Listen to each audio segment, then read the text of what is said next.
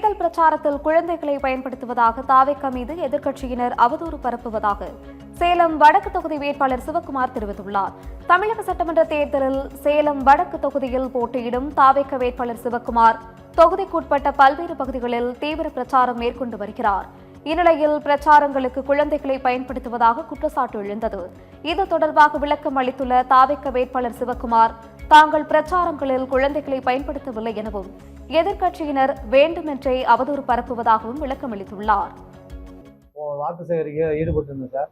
அப்போ எங்களுக்கே தெரியாமல் சிறுவர்கள் எல்லாம் பார்த்தீங்கன்னா எங்கள் தளபதியோட பாட்டு கேட்டுக்கிட்டு அவங்களா ஆர்வத்துடன் ஈடுபட்டு எங்களுக்கே தெரியல. நாங்கள் பாட்டுக்கு வீடு வீடாக போய் ஓட்டு கேட்டுட்டு இருந்தோம். அந்த டைமில் எங்கள் துண்டு பிரசுரங்கள்லாம் வண்டியில் எடுத்துக்கிட்டு அவங்களா இன்வால்மெண்ட்டாக போய் டான்ஸ் ஆடுறது, இந்த மாதிரி நோட்டீஸ் எடுத்து கொடுக்குறது, அது மாதிரி பண்ணியிருக்காங்க. எங்களுக்கே தெரியும் இது மாதிரி பண்ணால் தவறுன்னு தெரியும். நாங்கள் எங்கள் தளபதியும் எங்கள் அறிவுறுத்திருக்காரு, யாரும் குழந்தைங்களை ஈடுபடுத்த வேணாம்னு சொல்லியிருக்காரு.